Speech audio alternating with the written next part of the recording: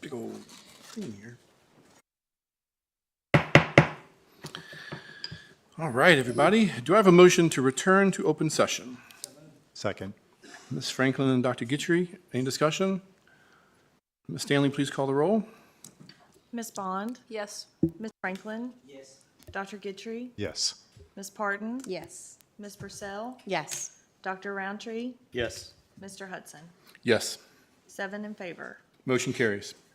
Do I have a motion to certify closed session that to the best of each member's knowledge, only a public business matters lawfully exempted from open meeting requirements by Virginia law were discussed in the closed meeting to which the certification applies, and only such public business matters as were identified in the motion convening the closed meeting were heard, discussed, or considered? So moved. Ms. Purcell and Dr. Guitry, any discussion? Ms. Stanley, please call the roll. Ms. Bond? Yes. Ms. Franklin? Yes. Dr. Guitry? Yes. Ms. Parton? Yes. Ms. Purcell? Yes. Dr. Roundtree? Yes. Mr. Hudson? Yes. 7 in favor. Motion carries. Do I have a motion to return student A to school? So moved. Dr. Roundtree and Ms. Franklin, any discussion? Ms. Stanley, please call the roll. Ms. Bond? Ms. Franklin? Yes. Dr. Guitry? Yes. Ms. Parton? Yes. Ms. Purcell? Yes. Dr. Roundtree? Yes. Mr. Hudson? Yes. 7 in favor. Motion carries. All right, and that brings us to what we're all here for tonight. Excited to hear from our search firm companies. We'll call each one up individually. I'll give you a chance to present. We give the board a chance to go around, ask questions, clarifications, and then we'll move on to the next one. So first up, we're going to have Dr. Kevin Kastner and Dr. Wayne Harris from BWP and Associates. We'll begin our presentations for the superintendent search process.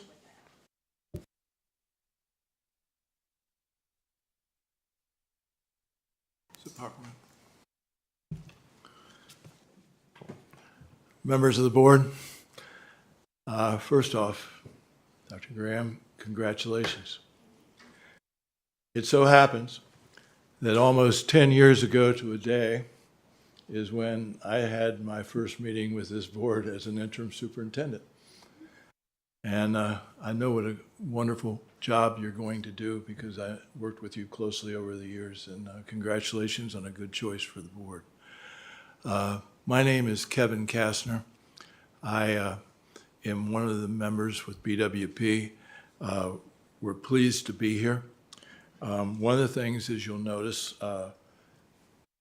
when we have the pictures of all the board members here, there's no more important decision that you'll make in selecting your superintendent.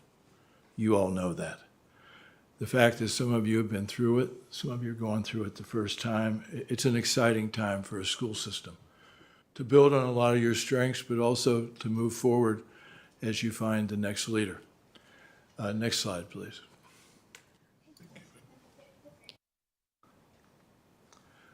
One of the things, as you're looking to pick a search firm, all the firms do very much the same process, but it's trying to develop a relationship with a group that you can trust and also someone that has a track record.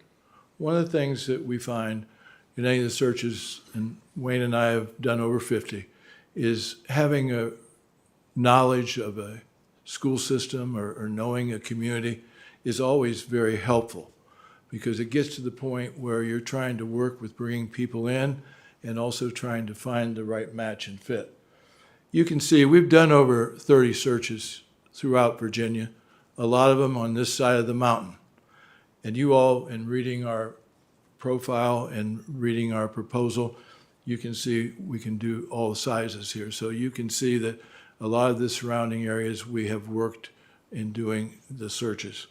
The team itself, I'd like to tell you, we try to pick teams that are matched. I'd like you to know a little bit more about Dr. Harris. Some of you know that, but if you would, please.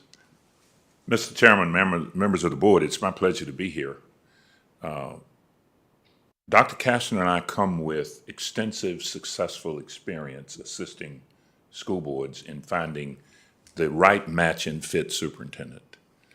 We both are retired superintendents. We have worked together about 14 years, doing over 50 searches. Currently, I am the director of the Virginia Tech School Leaders Institute Aspiring Superintendents Program. And at least 19 of the last 27 superintendents appointed in Virginia came through that program. I have knowledge of this community, and we know that community input is critical, and we look forward to working with you as you choose your next superintendent. I'm a former superintendent from Albemarle County. And since that superintendency, I did have the chance to do an interim here 10 years ago. One of my things I prided myself, I was in all 20 of your schools at least 5 times.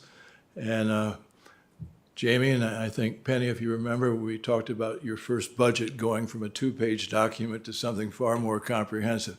So I do have knowledge of the district, but also I'm involved in doing strategic planning. So in this regard, we do have the experience, we do know your community, and now we'd like to talk about how we work in the process. We have to tailor this to each school system. We'll make it as comprehensive as we can, but also tailor it to your needs. The whole issue is to find candidates that are going to have a match. You're making the decisions. We will advise you of the pros and cons, but in the end, you'll make those decisions. Next slide, please. Our objective, a process that we know works, a process that will help you find your best candidate, and if anything, make it a hard decision for you. The issue, next, go back a second, Wayne. Another thing, community engagement is critical. You're going to trust us or whoever you pick to go out into the community and hear what people have to say and report back. That shows a confidence, it shows a transparency, and it becomes important not just for the search, but also when someone is hired, when they do their entry plan and they get involved with the community, it should be the same group of people. And also the idea that they know that there's a partnership with that person and the school board. So we want to try to find highly successful candidates. We want to do it within the timeline and the budget, and all that's going to work. Next slide. There are 4 steps to the search process. First step, specifications, plan out how it's going to work, the recruitment, assessment, and selection. I'm going to move pretty quickly through this, but also you have a folder. On the folder, on the left-hand side is again a PowerPoint. It also is a trifold that tells you about BWP, the fact that BWP is a national firm that's done over 800 searches. But right now, the importance is the team you have here, and we work mostly in the East Coast. The idea that you want to engage your community, and we'll explain the details of that in just a minute. We want to talk about the experiences and skills you're looking for, establish a leadership profile, and work with the board in improving each step along the way before we would put out vacancy announcements or even organize community engagement. Next slide, please. In the community engagement, please, we'd want to interview all board members. We would want you to work with us in making sure we would talk to representative groups throughout the community. Normally, we can do this over a 2-day process, and we can actually have over 36 meetings. We would have forums. Obviously, we'd want to have forums not only in the Christiansburg area, the Blacksburg area, or whatever areas that you want to make sure that we have access to any people in your community. We also would have an online survey. The online survey certainly is going to attract participation with over 1,000 people. It's going to involve students. It's going to involve everyone in the community. In the end, when we do the community engagement, you're going to probably involve 1,500 to 2,000 people in getting the input on that. Next slide, please. When you're getting into recruitment, the whole idea, and we're going to talk about this, putting an advertisement out is one thing, but also when you work with a search firm that already people know us, we know that a lot of the searches in Virginia are going to attract Virginia people. But still, you might want to do a national search because your goal is to find the best possible person. also people that maybe worked in Virginia at one time. So we have a national website that'll work, and it's our extensive network that you'll find with over 50 different associates from BWP. One of the things that's going to make this job easier is who you are. You have a good school system. You have a university. All of these things and the fact that we know that this is an attractive job. Our goal, though, is to try to find candidates, and you'll find that of all the search, over 90% are going to end up in their second term. So you're looking for longevity, and you want to try to find that match. You don't want someone just here looking at this district as a stepping stone. You want them to come here because it's going to be a commitment. So when you're looking at all this and trying to find this, all this works towards you. Actually, again, when I was here last time, it was the same time of the year that you started the superintendent process. This is a good time of the year. At least all schools are open now. You're getting to the point also that you're going to involve in making your decisions so that whoever you decide is going to be part of the budget process, which will be important. I did that as a superintendent, and you've had that practice doing that here. In regard to assessment and all the information you have, you want no surprises. You want us to make sure we vet candidates that all of a sudden when someone's name is mentioned, someone's going to find something we didn't know about. We're not going to let that happen. You'll look at our track record, you look at our references, it hasn't happened. But we spent careful attention with that. We do advise background checks.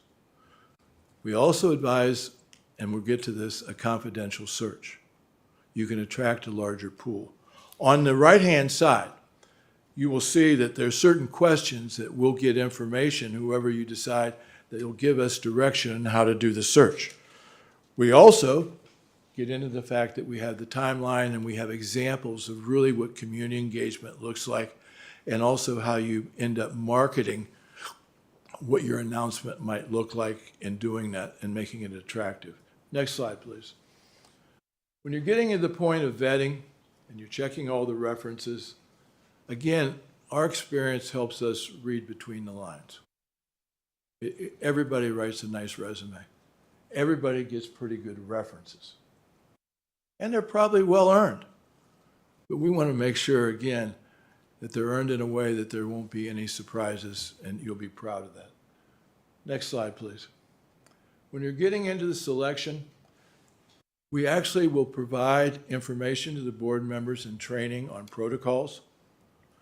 We then will advise you on maybe giving you samples of questions you might want to do. We want to make sure that in doing the process, it's a two-way street. Candidates are going to be interviewing you. You're going to be interviewing the candidates. They're also going to be watching each of your board meetings. And in some cases, some of those board meetings don't necessarily attract candidates. That doesn't mean that's here. But the point is, you're trying to find a partnership, people that are going to want to bring their families here, they're going to do their homework too.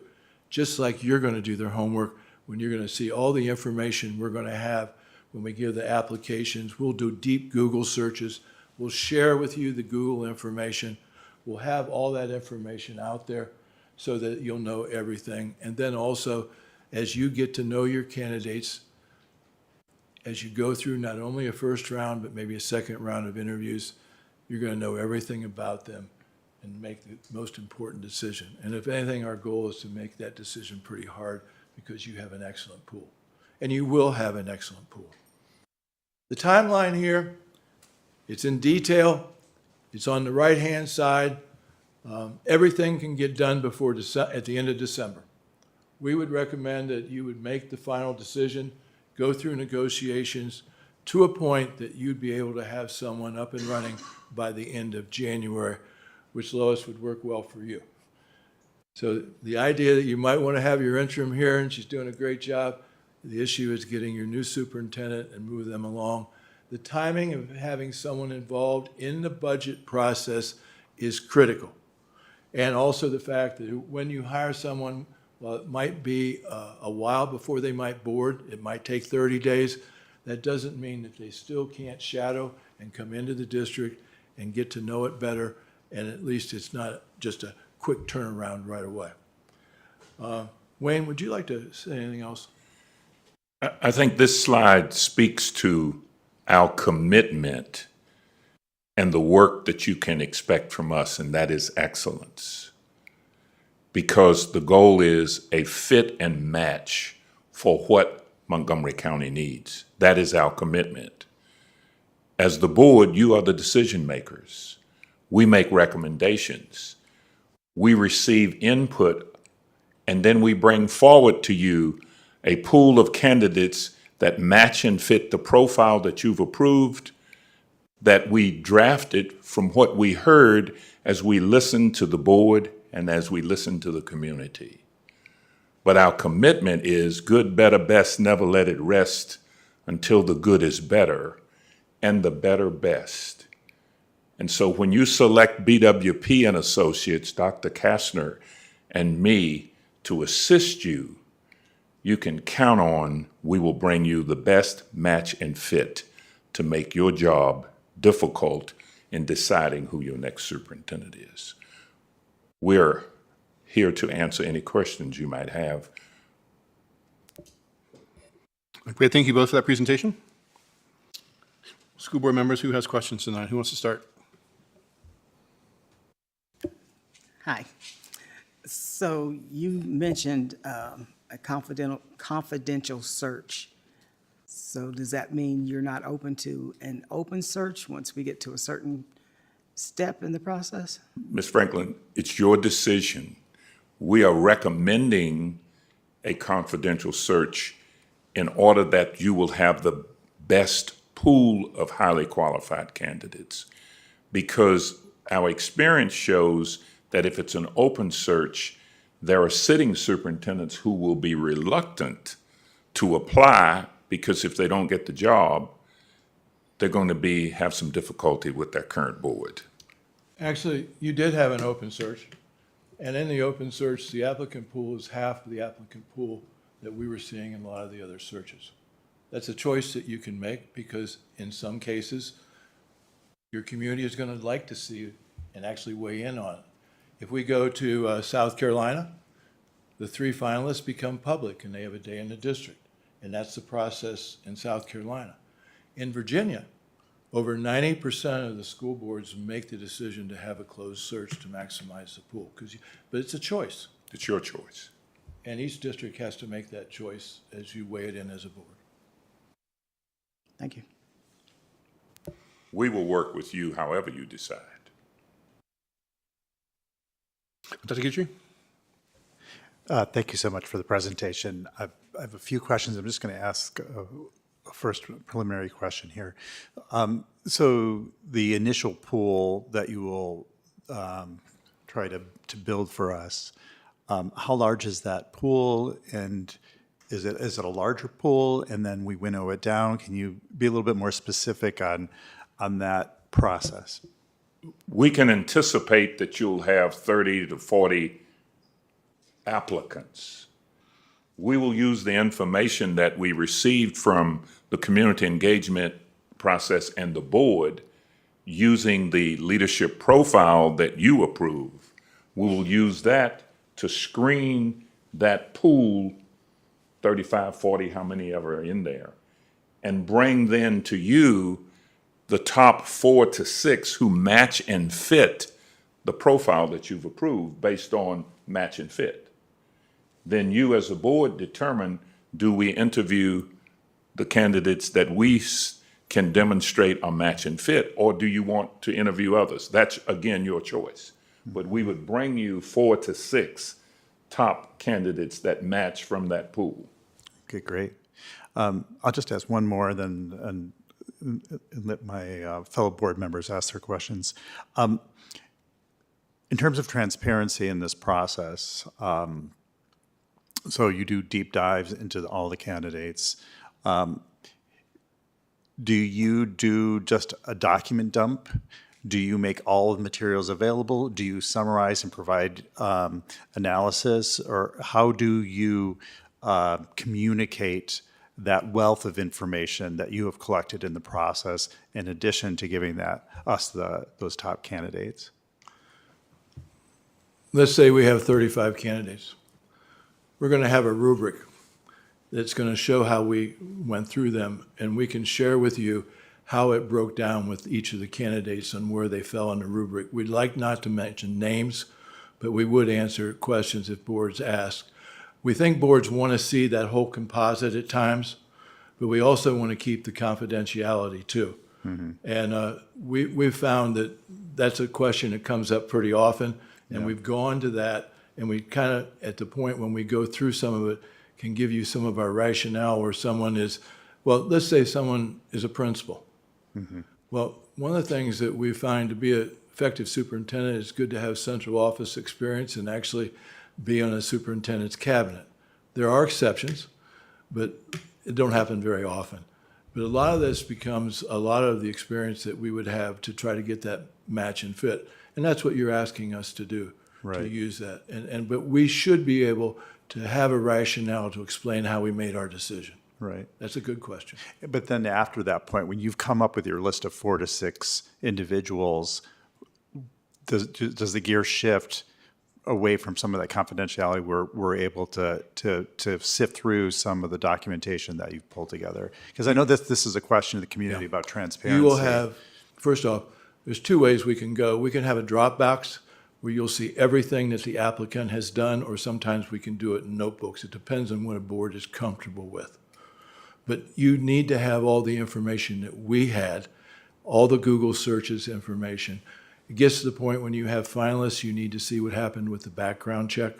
All that information, in order for you to make your best decision, you need to have. Okay, great. Thank you very much. I have another one, but I'm going to let my fellow board members ask their questions. Ms. Parton? Hi, thank you for being here, and thank you for all of the hard work you did in helping us with our strategic plan, because that's been phenomenal. And I want to just thank you for the platform that you all used to help us in building that and that process. So I'm going to touch on one of the questions that Dr. Guitry mentioned, and you all had mentioned that you want to find someone who would be a little familiar about the community and kind of know about the happenings here. And at the same time, we still feel like we need to reach out maybe nationally to find the best pool of candidates.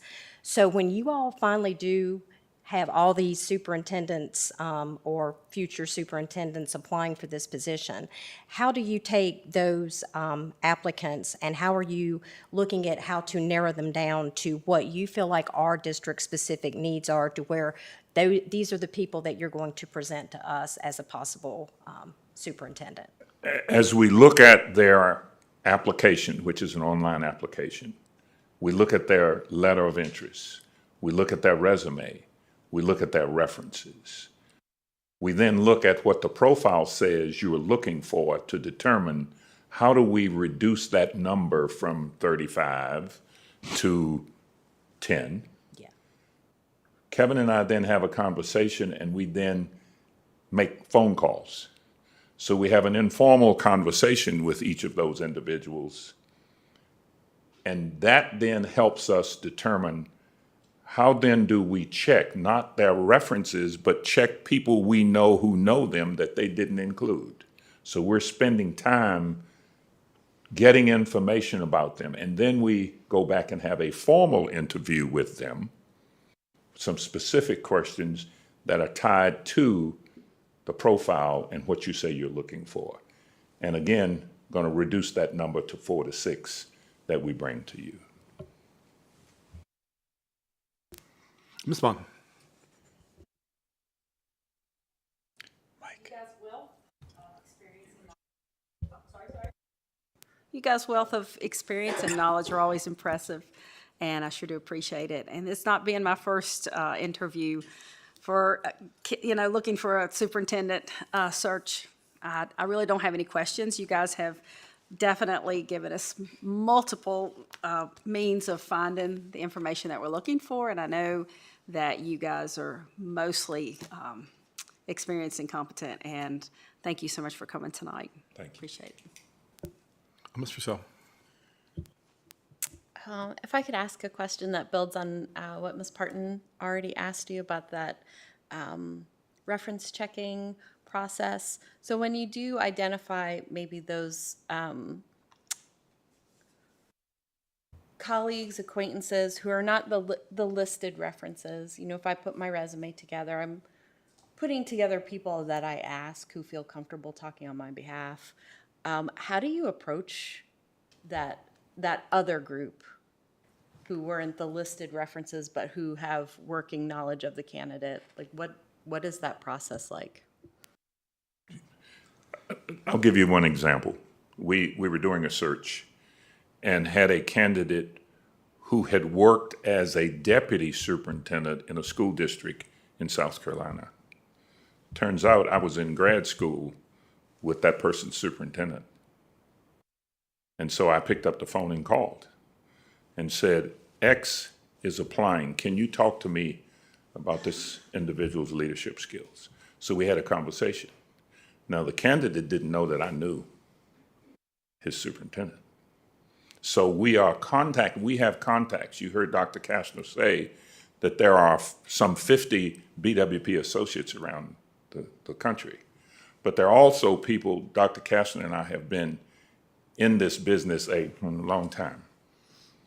And so we know individuals who are in other places so that if the candidate worked there, we can call and have a confidential conversation, and they give us honest feedback. And so that's how we gather that information. Also, working in Virginia, in all probability, some of the people in the candidate pool are going to come from Virginia. Well, we've been around for a while in Virginia, and so we know a lot of these people. When you go out of state, then all of a sudden you won't know as many people, but we still are part of national organizations where we know people. And that has a lot to do with the experience that you have over the years. And so you run into some of these things. But these are good questions, but these are the types of things that have resulted in the track record we have where we've been able to have consistent feedback on and develop a trust that when we present people, we can answer the questions that you'll have. Thank you. Dr. Roundtree. Yeah, so we have a very diverse community here with 4 high schools, 4 middle schools, 11 elementary schools. And the populations within each of those can be have further diversity. How do you evaluate a candidate's sensitivity and their levels of appropriate empathy for historically marginalized communities within our community? Tell you the truth, that's the work. We might have a superintendent of the year in Iowa that's in a homogeneous school system. They aren't going to be a good match and fit. In the area, when you're talking about addressing the needs of all students and dealing with diversity, dealing with wellness, dealing with all the issues that public schools deal with, any sitting superintendent is going to have a track record on that. And that track record of how they've handled that successfully or not is important. One of the key questions we will be asking, show us how you are addressing the achievement gaps in your district. Are you going north? Are you going south? Are you staying the same? You want someone that has a track record where they can show that they are addressing things like that and are making some strides in going beyond COVID, going beyond all the things. They need to have the ability to show the body of their work that would show the evidence where they have been able to have a track record of academic success, not just for the top students, but all students. That's what you're looking for. That's what this district was about. That is what your strategic plan was all about.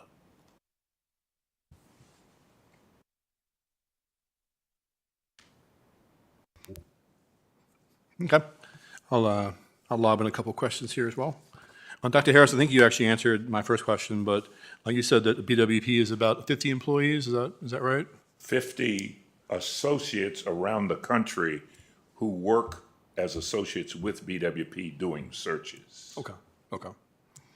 And how many active searches is PWP currently involved with? He's the director, I can't answer that. Right now, we are not involved in any other searches. I do know that a lot of our work is in Illinois and the Chicago area, and there's several searches going on. However, in our website, all the searches are identified on there. But as far as for us, we're open right now. It's like this is when the season starts. Okay.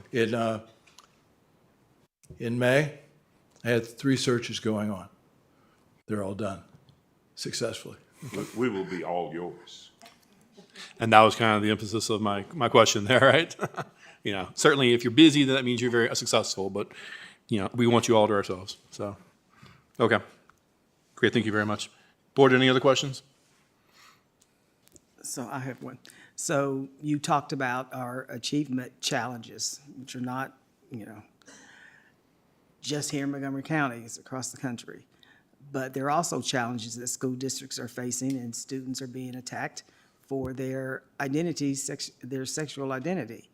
How do you make sure we have a superintendent candidate who is going to be empathetic to all of our students and understand where Montgomery County stands with these issues?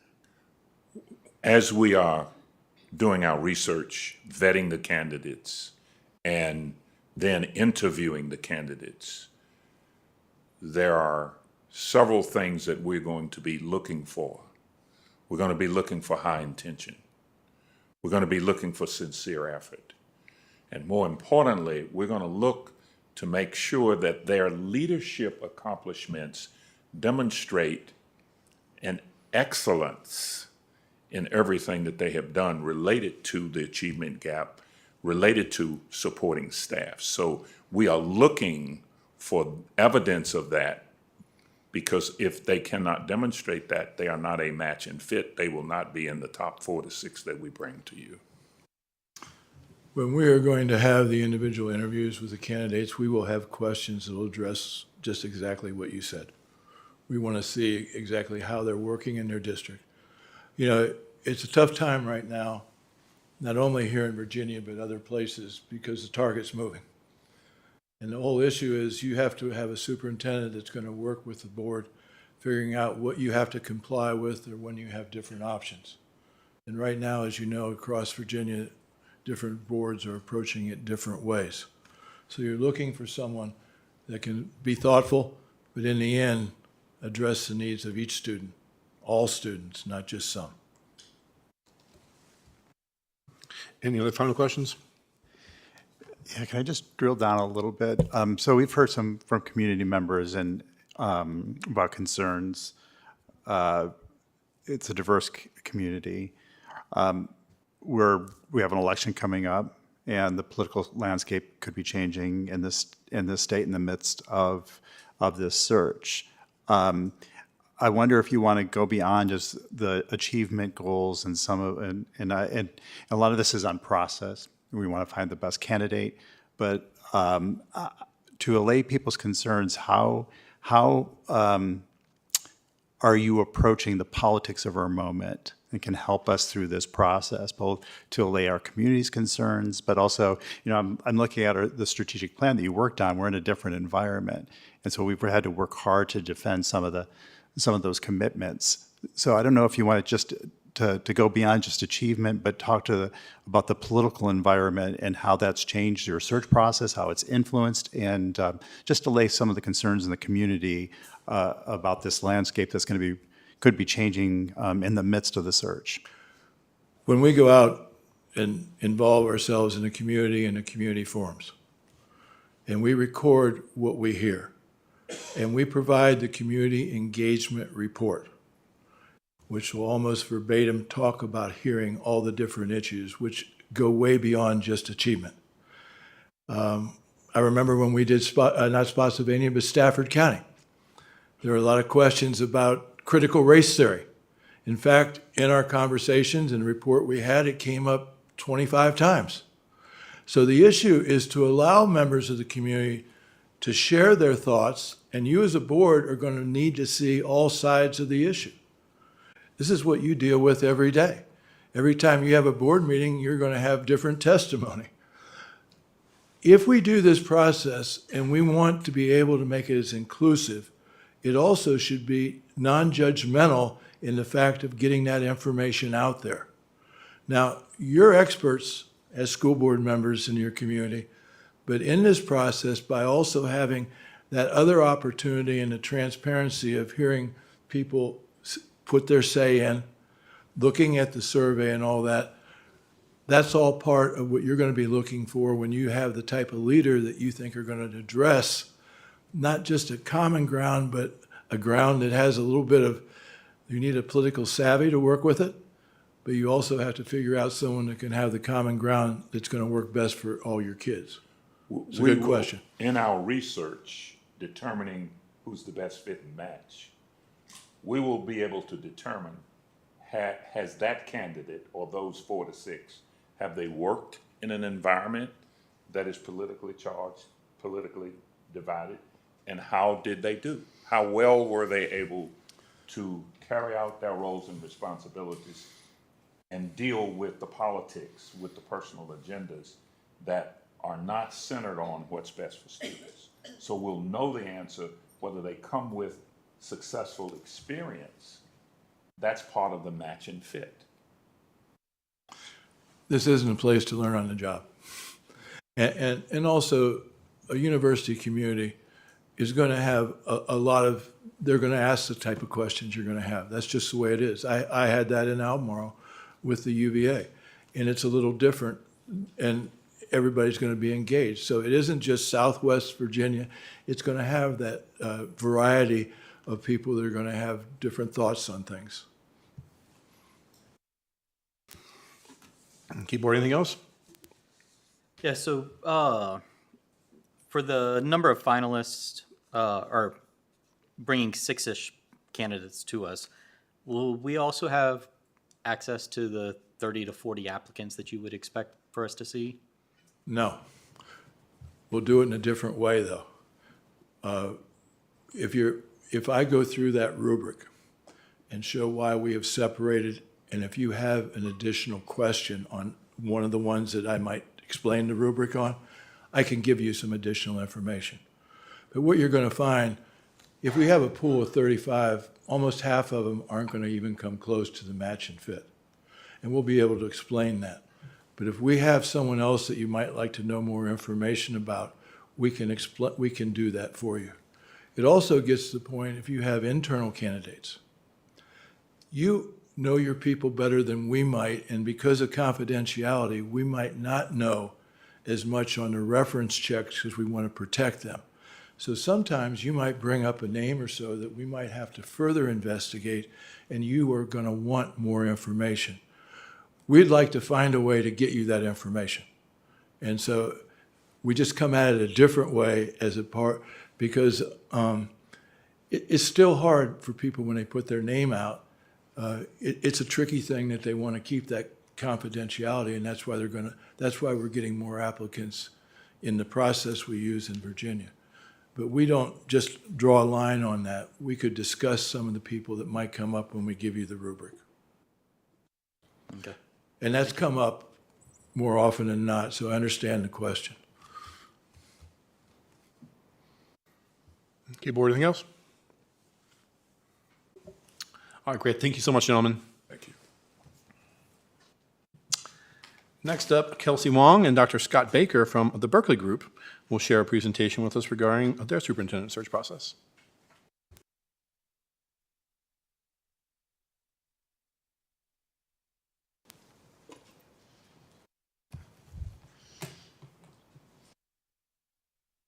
Well, good evening. Thank you for the opportunity to present, Chair Hudson, Vice Chair Purcell, and members of the board. My name is Kelsey Wong, and I'm joined by my colleague here, Dr. Scott Baker. And we're here today to share how we can help support you all in selecting your next superintendent. We understand that this is one of the most important decisions that this board will be making, and we are ready to partner with you every step of the way. So a little bit about Berkeley Group. We are a public sector consulting firm based right here in Virginia. We partner with school systems and other public agencies to strengthen operations, improve outcomes, and help support the communities that you all serve. We specialize in strategic planning, executive coaching, executive recruitment, interim staffing, and leadership development across public sector organizations in the Commonwealth of Virginia and beyond. Our firm is rooted right here in Virginia, and we have really strong ties to Montgomery County. Our firm actually began through a friendship that started here. We have several proud Hokies on our team, and our CFO actually lives here, and his children attend the school system. And so we're familiar with the area and deeply committed to this recruitment in your community.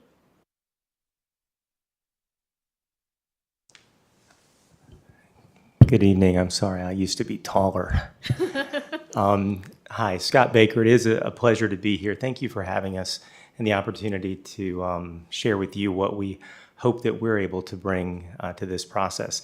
I am a former superintendent, fairly recent, and as are many of the team members that I have. We are a burgeoning group, as Kelsey was just sharing. Berkeley Group began 15 years ago. Our education division began 3 years ago with me. These folks brought me on, and I was really drawn to the focus on building communities and with public education being the center of most communities and needing to be something that, as Berkeley Group, we could help to grow. And having been a recent superintendent and in listening to the last presentation and some of the questions, I would add that one of my motivations for not only being involved in this particular type of work with Berkeley Group, but in general, you see on the slide that we provide a range of supports to school systems and leaders, from strategic planning to executive coaching. And executive coaching not only with individual leaders like superintendents and principals, but also with their teams, because we believe that, not to be corny, but that we want to be a leadership lighthouse during a time that seems to be an unending storm. And as you all just were expressing, this very extraordinary time that just is not only politically complex, but often confounding in terms of how to make decisions. And so we want to be that partner for leaders, including school boards. And so we have had the opportunity through entry points like strategic planning, executive coaching, to be able to work with school boards in retreats and helping them in their governance alongside their superintendents. So again, we are really excited to be able to be in this work now. And so again, thank you for having us.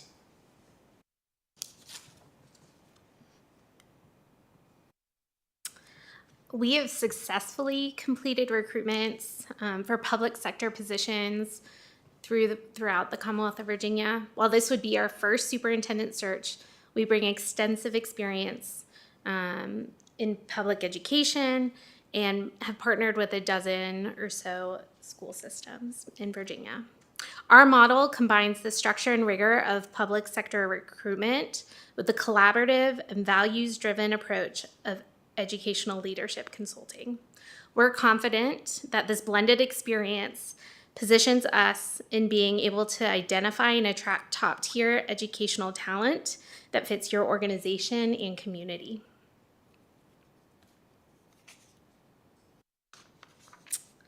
So this is our recruitment team. Our search team includes experienced former superintendents and public sector leaders who bring direct experience with hiring and leadership transitions. Drew Williams, who's to the left of the screen, he's our CEO, and he'll be the principal in charge providing contract management and oversight. Dr. Scott Baker will be the project lead, who will be the point of contact for you all and lead facilitator. Dr. Rob Benson, who's also a former superintendent, will be providing project support. And then Janelle Richards, who has recruitment experience in other school systems, will be helping develop the visually attractive recruitment profile for you all and providing backup support to the team.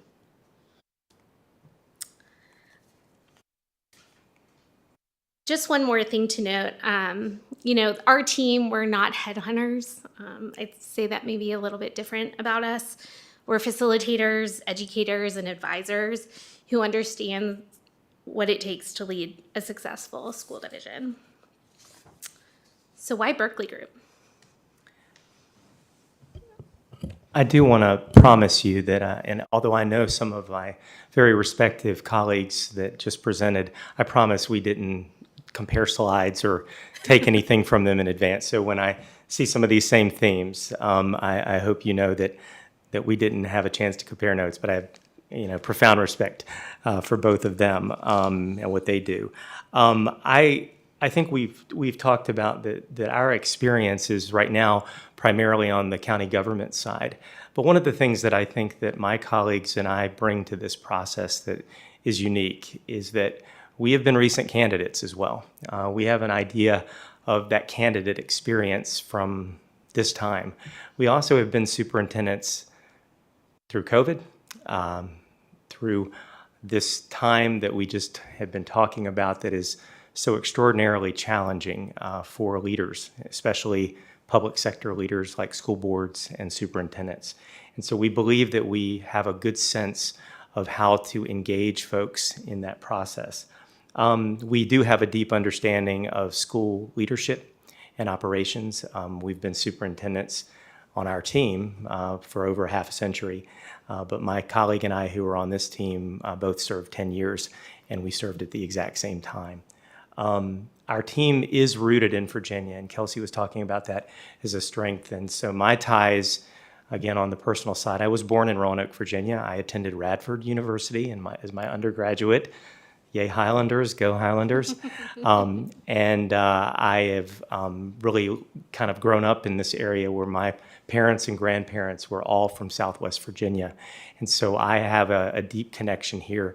But our team in general is really well-versed on Virginia educational policy, on the history, on the current folks who are serving, the challenges. We keep up with it. We try to stay deeply connected to the field and what is happening so that, again, we can bring that experience to bear in this process. This being trusted by school divisions and localities, we really begin our kind of backward design for all of the supports that we try to provide tends to begin with the end in mind. What are your needs?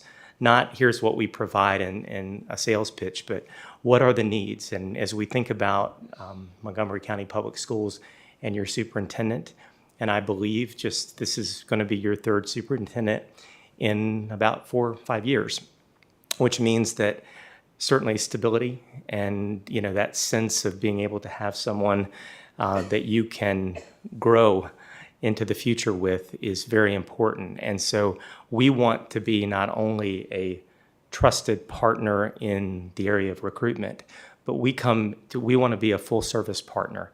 We want to be a part of perhaps onboarding a new superintendent, be a part of executive coaching. We don't want to just get you a candidate or a superintendent and leave. We really want to work and serve alongside you moving forward. And then finally, and again, I know this has come up a lot, but that sense of organizational community, cultural fit is something that we will focus on. What are the needs that are revealed in the profile that Kelsey's going to highlight in just a second? What are those characteristics that you are looking for, those personal dispositions, those professional skills that are most needed in Montgomery County right now?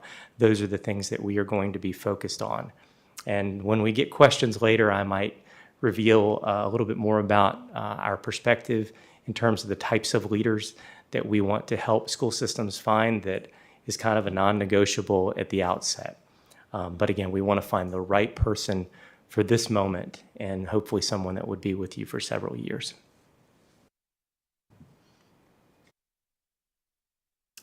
So our proposed process, we've proposed a 6-phased approach that we've detailed in our proposal that I'd like to walk through it a little bit with you all. So phase 1 is our kickoff and planning. During this phase, we intend to have a kickoff meeting to finalize the project schedule and define the stakeholder engagement plan. From there, we'll move on to stakeholder engagement and profile development, where we'll co-design stakeholder engagement to help us craft a visually attractive profile of your ideal candidate. This visually attractive profile will include the ideal traits, qualifications, experience of your next superintendent. Moving on to recruitment and outreach, we will do a national recruitment and targeted candidate outreach. And then we'll also have up to a 4-week application period. We will facilitate application reviews comparing candidate materials with the recruitment profile, that ideal candidate, and conduct preliminary video interviews with candidates that match that recruitment profile. We'll conduct background checks and present a shortlist presentation to the board. Moving on to final interviews and selection, we will facilitate and support the final interview process, conduct reference checks, and support you all in your board selection, and then also help with contract negotiation. Finally, we will help with appointment transition, helping draft the public announcement, support transition planning, and then we also offer optional onboarding support as well. So each step of this process is designed to be both collaborative and transparent.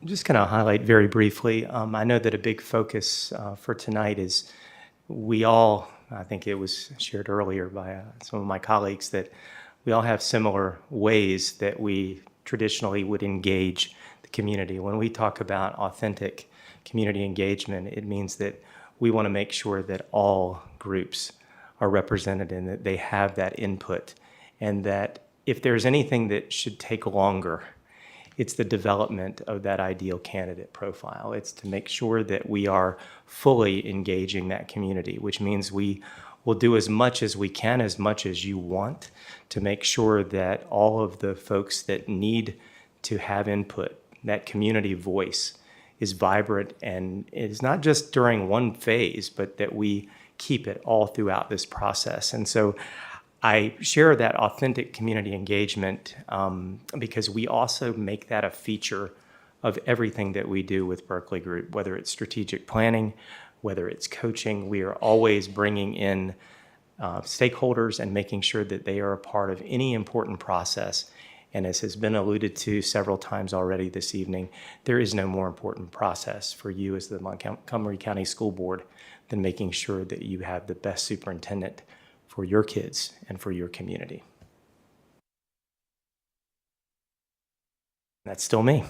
And so what can you expect? I think that you can expect a tailored process, one that is really, again, beginning with that background of what are your needs. And even though we had an RFP to respond to, we had a sense of what that might be, that first opportunity to spend time with you, understanding individually and collectively what you believe those needs are, is what's going to drive our process.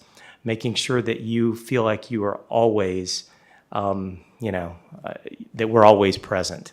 Maybe not always on site, but is on site as much as possible so that you feel like we are walking through this process with you, and that as much contact and communication as you need, that we will provide that. Obviously, Kelsey just outlined kind of the full service from the beginning to the end, and that we want to, not just be here to say goodbye, but hopefully to say hello to continuing to provide support. And then finally, this whole approach is centered on your community, your stakeholders. But as a former superintendent and educator, the most important thing is your kids, your students, your young people in this community. It's so vital that they have a leader that puts them first.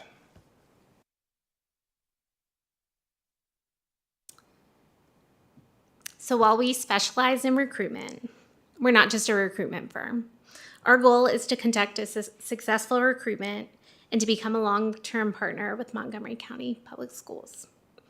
We're honored to be considered. Our team is ready to begin immediately Thank you all for your time, and we'd be happy to answer any questions that you all have for us. Okay, thank you both for presenting tonight. School board, who has any questions or comments? Who wants to start?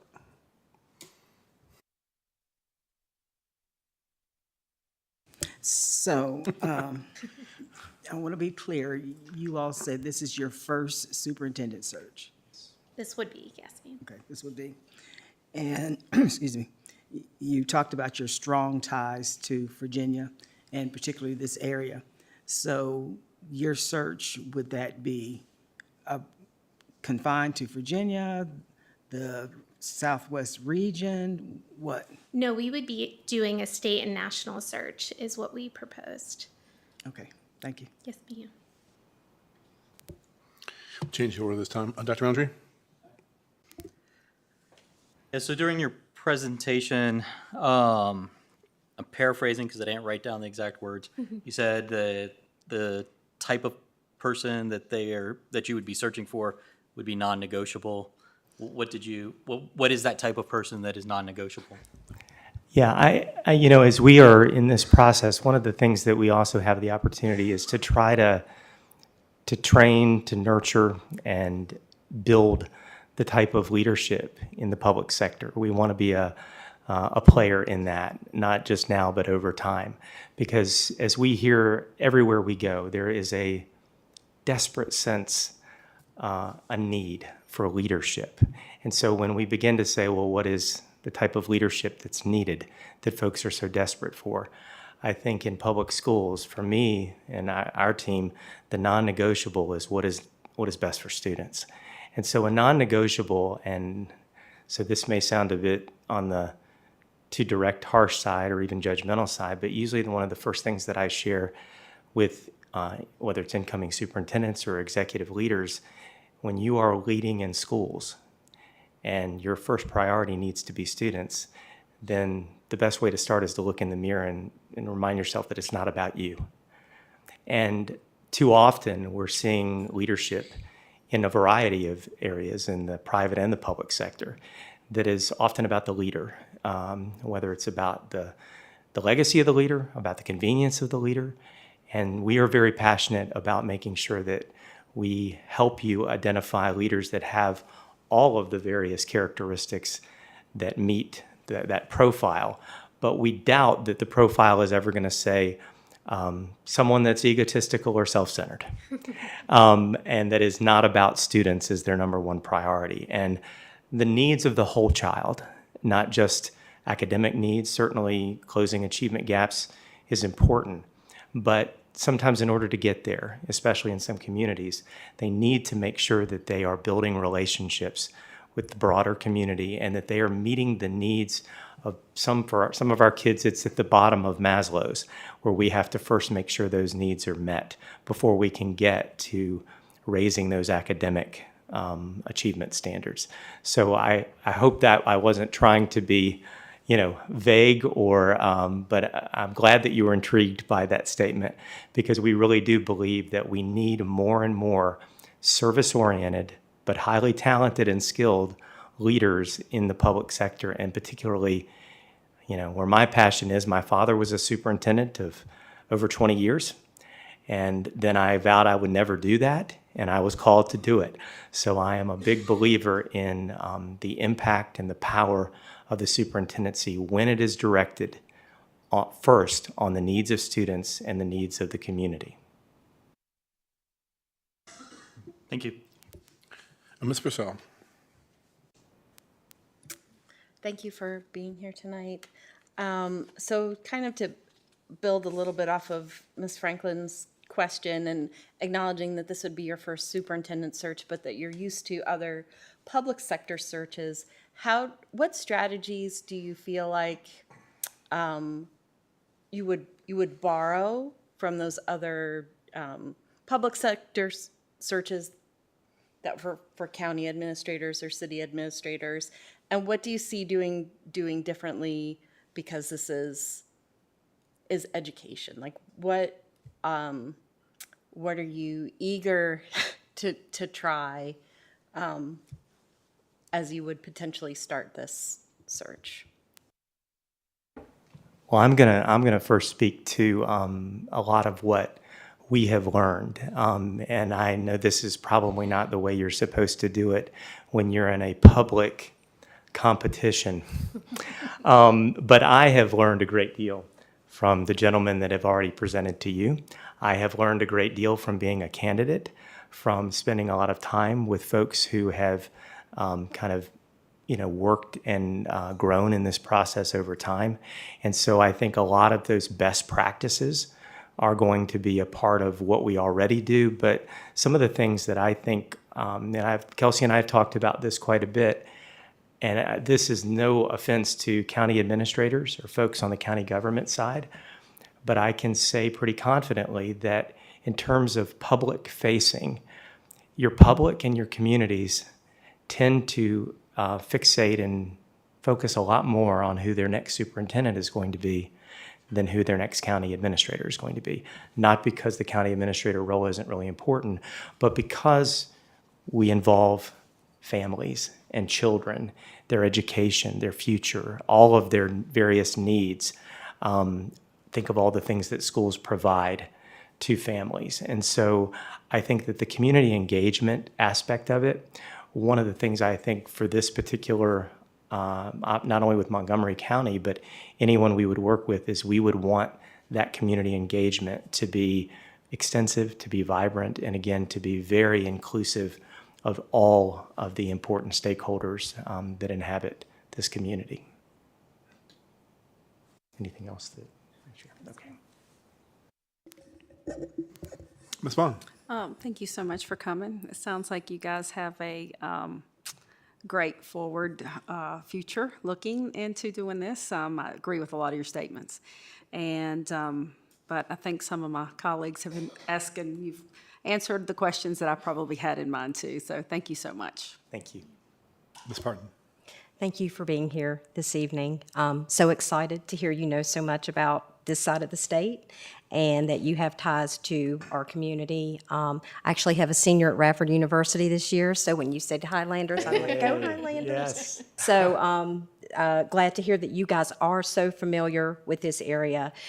So I think what my question is going to mainly pertain to is, because you do have such familiarity with this area, and you probably know exactly what's been mentioned before about the very distinct, different districts, which makes the superintendent's position very challenging. It makes school board seats very challenging. It's just very challenging, period. So for the candidates that you might compile to bring forward to us, what would be something that you would be looking for with the candidates to bring to us that you would see would fill the needs with what we have as far as our district's needs and what you feel is best for our kids in this area, to where you would pull them and say, hey, I think this person might actually be a good fit for us to move forward on this superintendent search? Okay.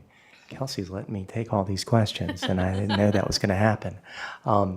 I think that I don't want to go backwards first, but we're always going to, we don't have the development of the profile for nothing, so I don't want to, again, get ahead of the process and say that, part of what you have already laid out this evening in terms of those needs, as we get, more precise in terms of what that candidate looks like, I think it's going to be easier for us to know exactly what we're looking for. Okay. But in terms of, if I were just to go off of, you have a diverse community, you have some complex needs. I would imagine when you have that, my experience is that it can also bring some conflict. It can bring some discomfort, and it can bring a sense of, for some groups, to feel not just marginalized, but to feel unsupported or to feel alienated and not a part of where the school division is going. One of the things that I have often told candidates, I used to work with folks on how to interview, and I said, your best interview is the work that you're doing. Not that you can't come in and express it and articulate it better, but your best argument is what kind of work are you doing right now that is visible, that is impactful. And I would want someone in this case or to help you have someone that would be able to effectively engage the community. What we do in this process is to model that from the get-go. But process-wise, how does this person work? Are they working in a way that they are consistently engaging all of those stakeholders as part of a systemic process? Not that they just have sort of token committees, but that they bring a genuine, authentic sense that I want to hear from people and I want them to inform and be a part of decision making. And not just, in big decisions too, not just decisions that everybody can weigh in on, but decisions that may be pivotal. I always say the best decisions are ones that are really well informed by a lot of important voices and the voices of who it impacts. So would really want someone who has demonstrated that, and it's visible not only in their references, but it's visible in what we are able to learn about them in their roles. Okay. And I just want to add one thing. It's not a question, but I do want to commend you in making the statement that you are looking for someone who put kids first, because honestly, that's what they need to be doing, and that's what it's all about. So thank you so much for making that a priority and making sure that that's at the top of what you're looking for a candidate. Thank you. Thank you. Dr. Guidry. Great, thank you as well for coming out. I'd like to ask you a question, not related to the presentation, but some of the other information that we received. And in the information we received, it talked about your vetting process, and that you look at 4 professional references, and there's a short list there. And then you offer as an additional service a kind of a deeper dive, and there are some specific tools that you use. And I wondered, I was like, what's the distinction here? Why aren't some of these services built into that search? Because the last thing you want as a board member is you go through all this process, you hire a superintendent, and then there's a surprise. And so thinking critically about this process, like how deep do you go? Can you maybe talk to that vetting process and how deep you actually go, and why isn't that built into the core service because of how important that is, that vetting? Are you speaking to the finalist assessments, I believe, like the DISC assessment and the EQI? Yeah, As optional services that we can provide? Yeah, there was the finalist assessment. It talks about, attributes, values, and the DISC indices, the advanced insights. There's that little section there. And I was like, why is that an additional service that's not just core to what you do in the search? Not every community desires that or organization desires that, but that's something we can definitely include into this process if that is a desire for you. Our vetting process not only includes a review of the application materials, we do full background checks, we do reference checks, we also reach out to people within the professional network, since we are so plugged in and connected. And so that's kind of our typical vetting process. But if you all would desire those additional assessments, we'd be happy to include that in the process. So what's the difference? What are what's the additional vetting that you do? That's the additional service. The optional, what you laid Was out. adding in those assessments if you wanted those final, emotional intelligence the EQI is the emotional intelligence assessment, and then the DISC assessment kind of shows the personality and how the candidate may respond in certain situations. It's more personality based versus related to qualifications, traits, things of this nature, experience. Okay, great. Were you going to add anything? I was just going to add from my perspective on the superintendent search side, I don't think that's usually something that's a normal part of kind of a core service that I'm familiar with. And I think one of the reasons that it's not in there isn't because it's so much an extra as it is that, sometimes people don't necessarily, if you ever think of going in for an interview, and some people say you come in for an interview and you sit with a panel and you answer questions. Other times, there may be a requirement that you come in and you have developed this in-depth presentation that you need to first present, and then you answer questions. And so some of it is we want to make sure that we tailor it to what you need. Some folks say we don't want to go through this kind of battery of assessment kind of questions. We want to get right to other types of things. So I don't think it's meant to be excluded as much as it is we want to make sure that it's something that you want. Okay, great. Thank you. I guess I'll ask, should I ask my second question? That'll be the last one. So I'm going to pose to you the same question I asked of the last firm about our political environment and its impact in this search. And so you heard the question. I won't reiterate my question, but how can you give confidence to our community that that you won't shy away from these complexities, and how does it change or impact the process? Can you basically answer that same question? Yeah, that's an easy one. No, I'd actually, if I could ask one clarifying point about your question. When you say what we won't shy away from, can you be more specific? So you're going to be doing a lot of listening. You're going to hear from our community. You're going to hear very diverse opinions, and so I know in the information you're going to gather. But like I said, that there are people concerns that are in our community, that certain values, core values that we have in MCPS, they want to make sure that in this environment that they're protected, that we're going to have a superintendent that stands for those values. And so, and it's kind of connected to the first question about those additional services that get kind of not at just the qualifications of the candidates, but some of that emotional intelligence. And so the one question is actually related to the other, is that, like, how do you address, because like you said, people are invested in that superintendent more than some of these other offices in these communities, because families are so central. And so right now we're in a very charged environment. So I'm just curious of how you address that and how that factors in. I don't have a specific point that I want to make there. Okay. I'm gonna kind of take it a piece at a time. One, I think that and I work with leaders every day that are going through it, and I'm seeing how, there's a couple of things that, and I'm going to be very candid here. In order to thrive, you have to survive in leadership, just as you do on the board. In order to keep serving, you have to make decisions about how you navigate wholesale issues in situations seasonally.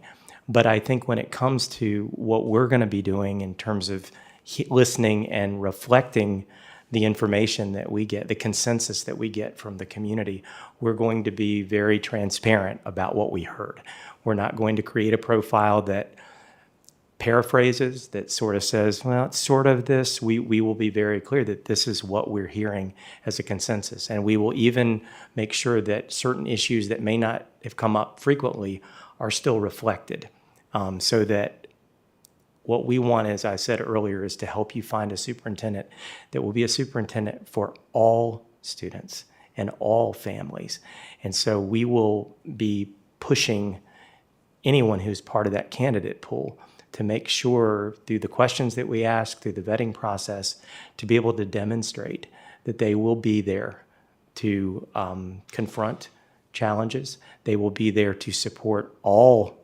I have seen this happen, and some of it is a little beyond your control even at times. People are looking for a fight, and there isn't anything you can do unless you're completely on their side. That's what I have witnessed and continue to witness. What I think is that you can make sure that the majority of your diverse community feels like that they have a superintendent that cares about them and cares about how they feel about issues and is not biased in any way. But I do think that when it comes to making decisions that are in the best interest for students, you're going to want someone that has courage, but also isn't just making those decisions in isolation, but someone who works with the board to be unified in the areas that are most important to students and families. Okay, great. Thank you very much. All right, great. And I'll throw in the same couple of questions I asked earlier. Can you tell me the size of your organization? How many employees? 70, 70? 74 potentially this week. Nice. Yeah, Cool.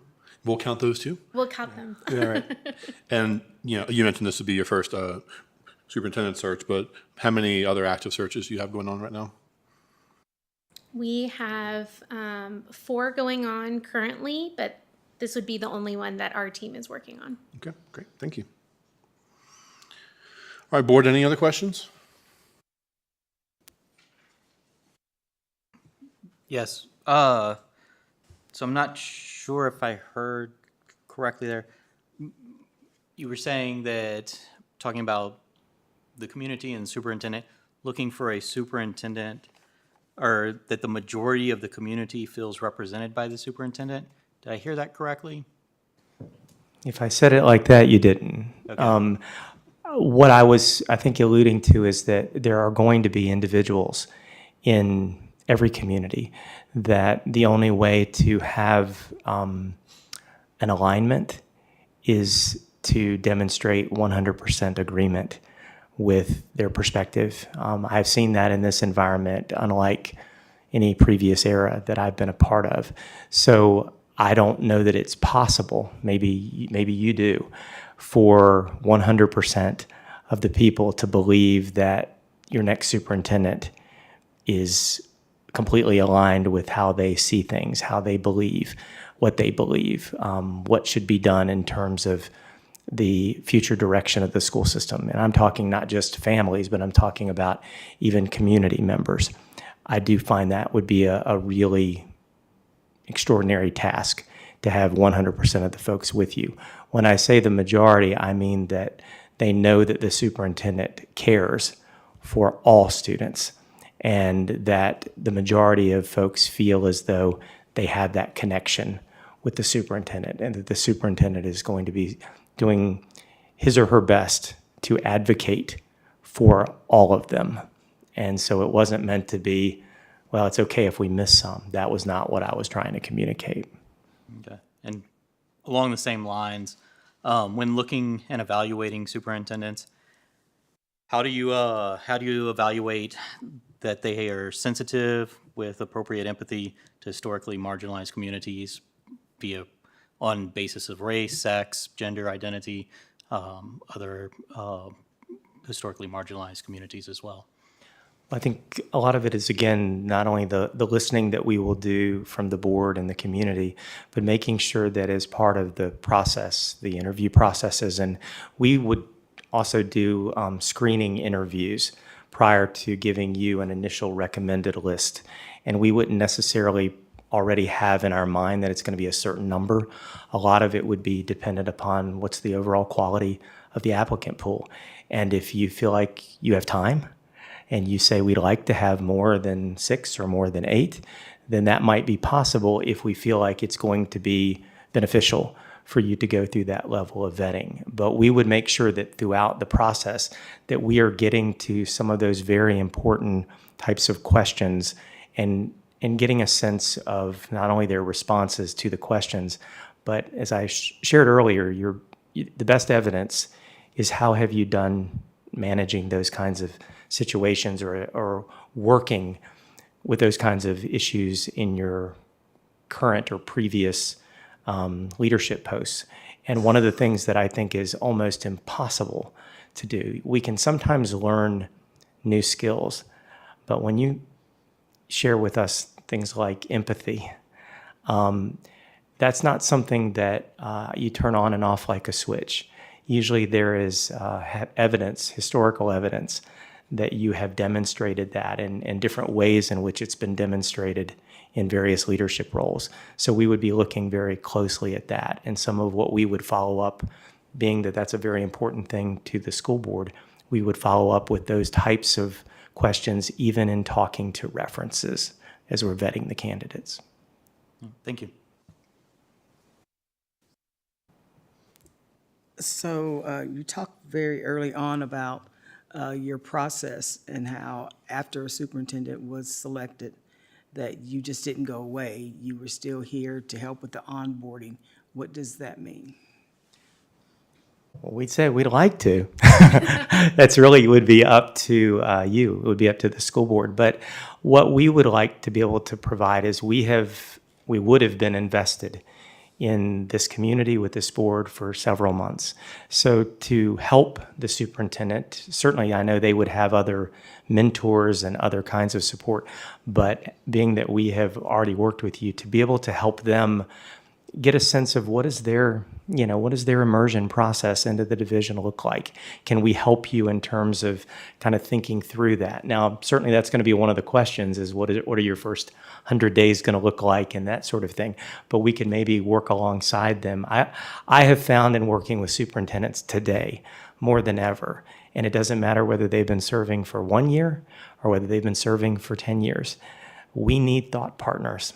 We need folks that can give us different perspectives and different ideas of how to best move forward. And in terms of getting acclimated to the community, to the work, we could provide some recommendations and be there as sort of an executive coach in those early stages. So it's really a matter of what the scope of that would be or how much would really be dependent upon how the board feels about the process, and we could certainly work with the superintendent incoming for as long as is needed. Thank you. Thank you. Board, any other questions? Okay, great. Thank you both. Thank you. Thank you so much for your time. And next up, Barry Carroll from McPherson and Jacobson will share a presentation with us regarding their superintendent search process.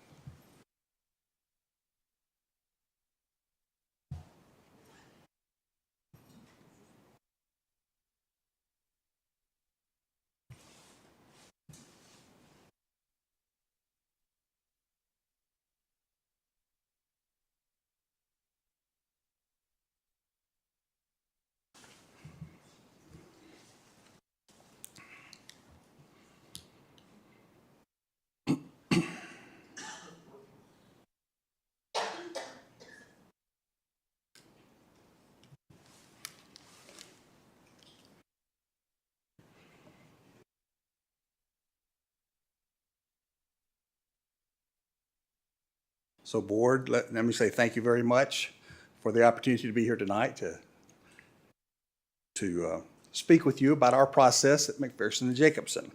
We just start by saying, wow, you're probably going to hear some of the same things that have been said again, and I have a great deal of respect for the other two firms as well. I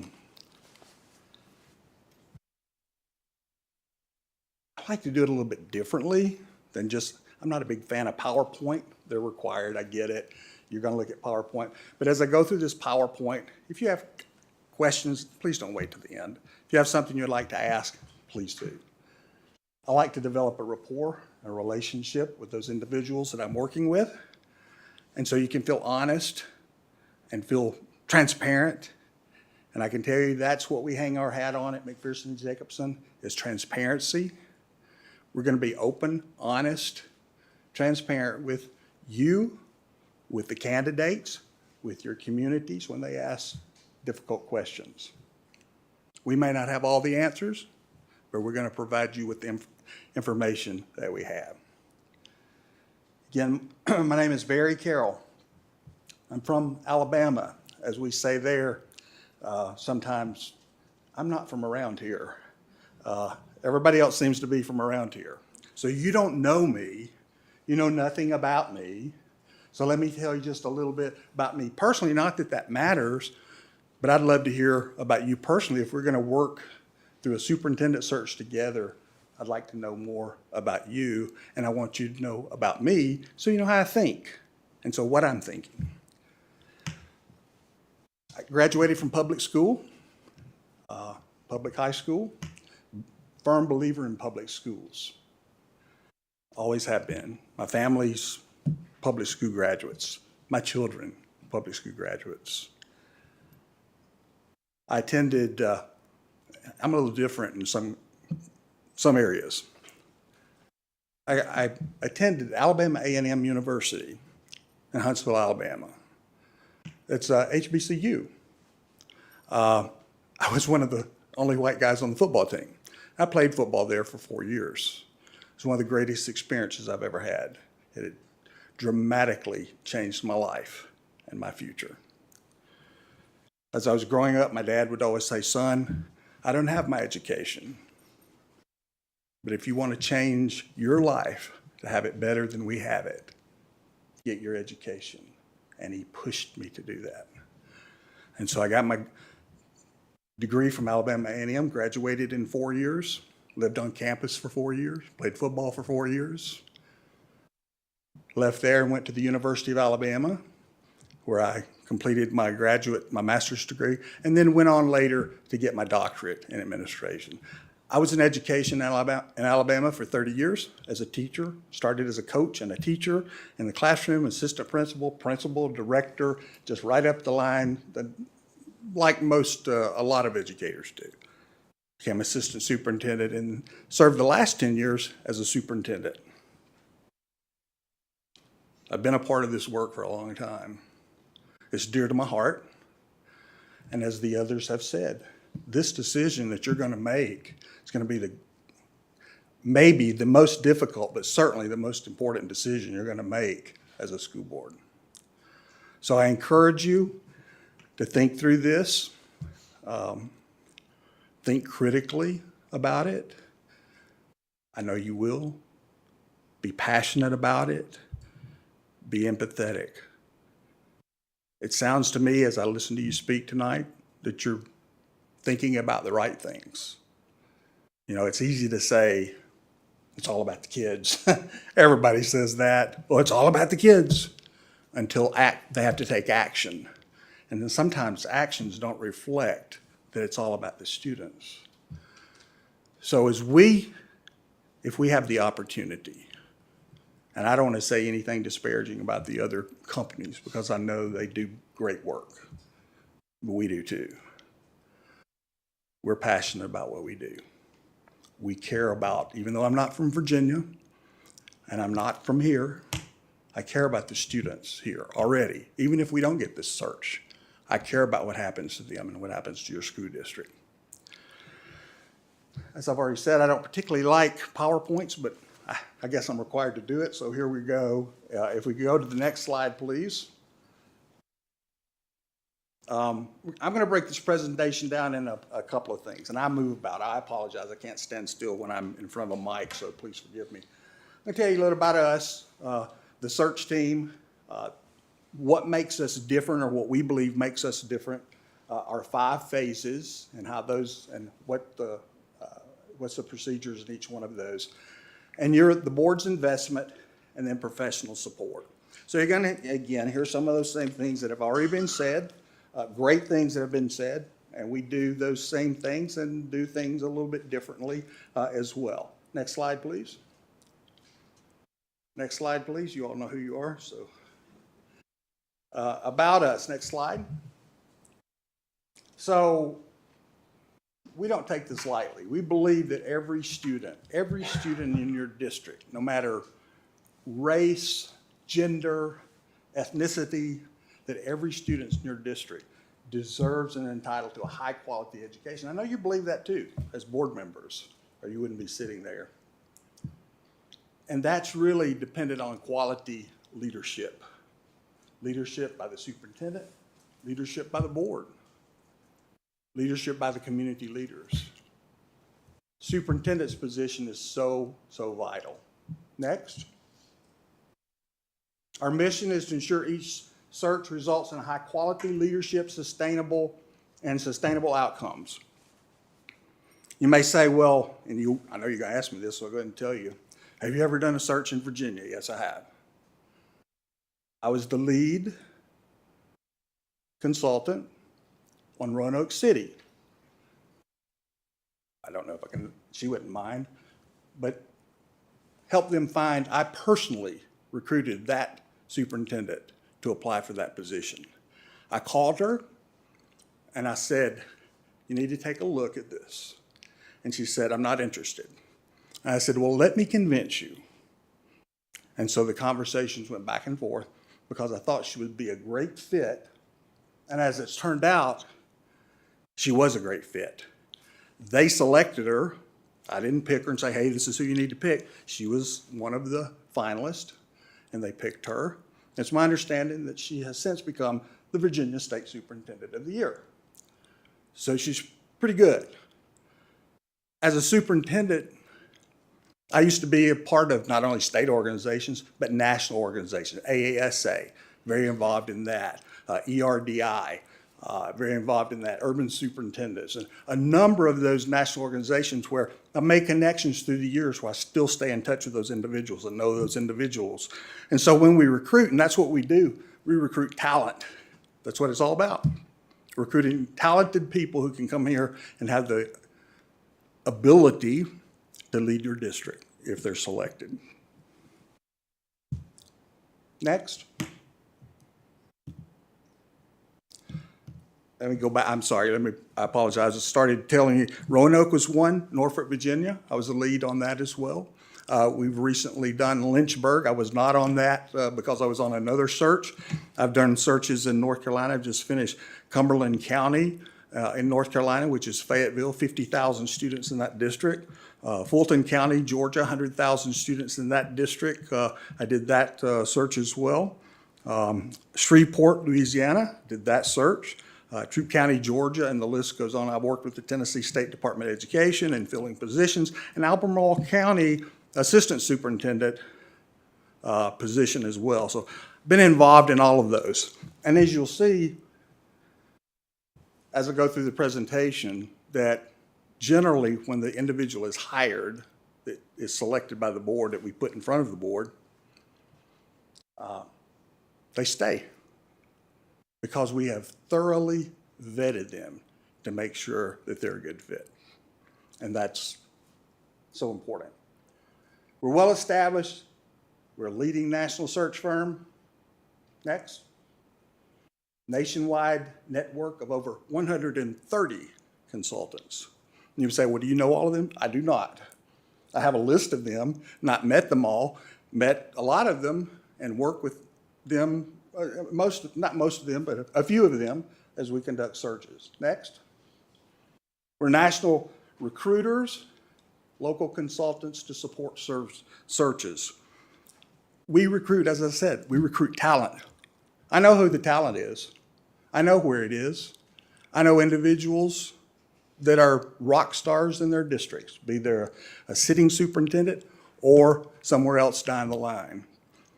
If I'm having trouble finding those individuals, I have a Rolodex of superintendents, former superintendents, associations that we get in touch with. We contact and say, here's the district, here's the characteristics of the district, here's what they're dealing with. Do you know anyone who might be a good fit for that particular district? So we have a lot of conversations with a lot of people about selecting individuals who are not only talented, but I like to call them rock stars. We went to Norfolk. We presented four candidates there. And I won't say which board member because you may know these individuals.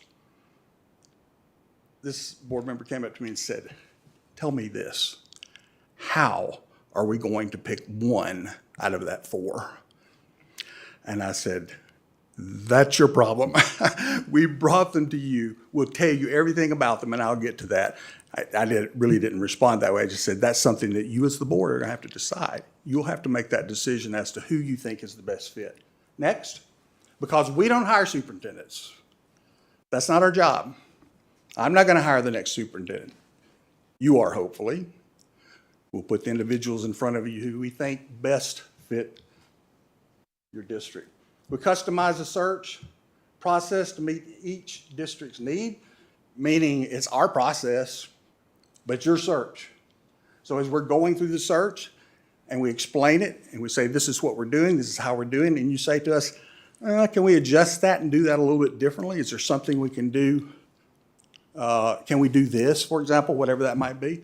We work with you on that. That is not a problem. So we'll adjust along the way if needed. Next. Authentic engagement of stakeholders. Others have mentioned that as well. We do that. We get with you and identify stakeholder groups that you think it's important for us to meet with, whether it's employees, the different levels of employees. It could be community leaders. It could be government leaders. It could be the clergy. It could be whoever you decide that you want to have input from, then we will talk with those stakeholder groups. Next. Track record of successful placements. And I'll get to that. I think it's in the next slide, but go ahead to the next slide. And I started with McPherson and Jacobson in 2018. And I've done quite a few searches since that time. All the searches that I've done, the person who's been placed, they're all still there to this day, except one. In Georgia, in South Georgia, he fulfilled his 4-year contract, and because of a family situation, he retired. He wasn't bought out. He wasn't run off. He didn't go to jail. He was in great standing when he left the district. So we've conducted over 1,000 successful superintendent searches in 45 states with over 130 consultants across the U.S. Almost 80% of the candidates that have been hired remain in the same position in the last 5 years. Almost 60% of the candidates remain in the same position in the last 10 years. And 40%, believe it or not, are still there after 15 years. It's hard to believe, but that's the truth, especially when the longevity of a superintendent's tenure now is somewhere between 2.5 and 3 years. For them to stay that long is amazing. Next. This is the consultant team. Ralph Ferry is a former superintendent from New Jersey. He'll be working with me on this search. Dr. Deborah White, he lives in just outside of Atlanta, just moved to Atlanta recently. Dr. Deborah White, she and I did Cumberland County together. She's fantastic. She's from Atlanta as well. Has not been a superintendent, but brings a different perspective as she has been assistant superintendent of a very large district in Atlanta, in Georgia, but also has worked in the State Department level, so she understands from that level as well. And then myself, and then Dr. Steve Joel, who's the former superintendent of Lincoln, Nebraska, who's been a part of this company since its inception. He's fantastic, a great advisor, and he'll work with us as well. Next. What's our difference? Again, I've mentioned some of these. Next slide. We're trusted by districts of all sizes. We've done, as I've said, I did Fulton County, 100,000 students. I did Cumberland County, 50,000. I've done districts that had 10,000. I'll go ahead and answer your question now. I'm the lead on a search in Craven County, North Carolina, about 12,000 students. That's New Bern, North Carolina. And we're in the middle of that search now. But we're trusted. They know our name. You say McPherson and Jacobson, people know who you're talking about. So we hope we can build the trust with you as well. Next. Sustainability of leadership. I've already covered that. When they come and you select them based on our recommendation, then they generally stay. Next. High degree of stakeholder involvement. I've already said that one. Next. Oh, and by the way, we interview each one of you as a board member, generally by Zoom. We'll just have a conversation. We'll ask you some questions, and you tell us, you just spill your guts on the table because it's confidential. We're not going to tell anybody who said what. If you said, I don't like that traffic light down there by the high school, we're going to put it in the report, but we're not going to say you said it, okay? Whatever that might be. Tailored search protocols to district needs. We're going to make sure that we're meeting your needs, what you're looking for in a superintendent. Next. Next slide. Transparency, I mentioned that. We're very transparent. We tell you everything. I was on the phone with individuals from the other district I'm working with yesterday a lot, today some. communicate constantly. That's what we do. That's what I do as the lead. I'm constantly, and you will appoint a point of contact, by the way, whoever that might be. Mr. Hudson, I don't know who that would be, but if it's you, for example, you and I will be passing information back and forth on a daily basis. You will know where we are. Now, it may be by email, maybe by text, it could be by phone, you know, according to how urgent it is. But we're going to communicate with you. Might as well say that about the superintendent right now. You need a superintendent who can communicate not only with you and build rapport with you and get along with you, but also get along with others and be a leader who can build a team, a unified team who can move forward. Next. We work for you. I don't have a bunch of my buddies sitting out here in the parking lot waiting for me to tell them, we got it, and you know, you're going to be one of the final four. I don't do that. I don't do that. I have them call me, and I say, you certainly can apply. And if you meet the standard, then certainly I think the board might consider you. But there are no guarantees. We don't recycle candidates. We're looking for the very best. We work for you, not for superintendents. Next. Extensive education partnerships, and I'll talk about that in just a minute. Next.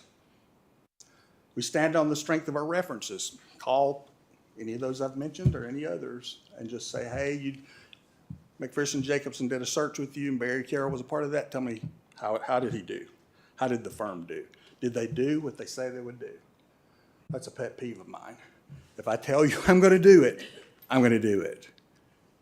If you ask me and I say, yes, we'll do that, then we're going to do that. Next. 5 phases of McPherson and Jacobson search. We'll run through these quickly. I kind of call this the process. I'm from Alabama, I'm sorry. There's a guy down there, used to coach down there called Nick Saban, and he talked about that, and every word, everything that came out of his mouth was about the process, the process, the process. We don't have the process in Alabama anymore, but at McPherson and Jacobson, we have the process, and this is it. 5 phases. Next. The first phase, we're going to meet with you, and here's what we're going to talk about. And you're going to guide us with this. We're going to identify the desired characteristics of the candidate. What are you looking for? Identify stakeholder groups and feedback protocol, how we're going to exchange that information. Establish the search timeline and critical dates in the timeline. Determine salary range. Now, we don't need, some districts just say to be determined or based on experience and those types of things. We'll work with you on that. Craft the job posting and vacancy announcement. Next, phase 2, we will meet with all the stakeholders, as we've mentioned, partner groups, and distribute online surveys, develop promotional materials. We will distribute, receive, and catalog all application materials that come in, and actively recruit applicants. Again, should have a star by it. That's what we do. Next. Phase 3, reread all the applications, vet all the applications, vet each person to determine where they stand. I think someone else in one of the other groups said it earlier. Majority of people who apply, maybe not the majority, but a good number of those who apply are really not going to meet the criteria. We're going to know that quickly, and they'll be eliminated quickly, and we can tell you why. We contact references, reference checks, and background investigations. We invite selected candidates to do a taped video interview. So what we do is we'll send them a link and we'll say you've been selected to do a video interview. And we'll send them a link. They'll get on it. They'll have like 2 days to do it. We'll ask them 3 or 4 questions. They have 3 minutes to answer each question, and they videotape themselves answering those questions. So when we've narrowed the number down that we bring to present to you, not only we present a mountain of information, a mountain of paperwork, and everything about them that we've learned, and if we learn anything negative, we tell you that too. We also present a video, so you can put your eyes on them, you can see them, and you can listen to them answer a specific question. That's something I think we do a little bit differently. It's very helpful to boards. Next. We meet with the board to review the remaining short list of candidates, which I just said, and assist the board in identifying the final candidates, prepare the board for the interview process. We work with you on scheduling and coordinating those interviews, and we keep all the candidates informed along the way. We want to keep you informed, but they're chomping at the bit too. They're anxious. They want to know what's going on, and we try to keep them informed the best that we can. Next slide, please. So after we hire, next slide. So the first 4 phases typically takes 8 to 12 weeks. Then the superintendent is hired, and then we go into phase 5, which is that we continue to work with you. Next slide, please.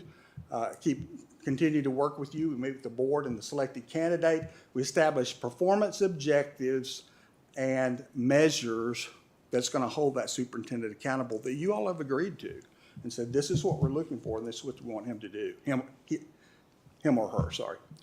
Provide the 2-year McPherson and Jacobson guarantee. So let me explain that. If we bring, I don't know what the number is, we bring 4 candidates before you and you select one of them, we guarantee our work for 2 years. That if that candidate leaves for any reason, we'll do the search over free of charge except for expenses, travel expenses.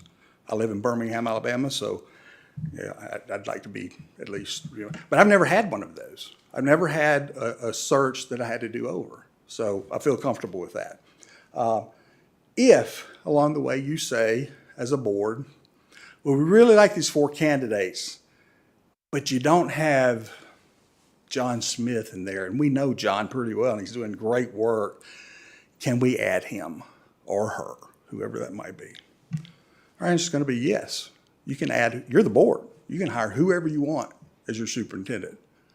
But if you hire that person, our guarantee goes away. Just because they slip in the back door in the process doesn't mean that we're going to guarantee it. We guarantee our candidates, our applicants, but no one else. Next slide, please. The board's investment, you know what you get. It's in the packet. I'm not going to go into great detail. Just go click through that if you don't mind.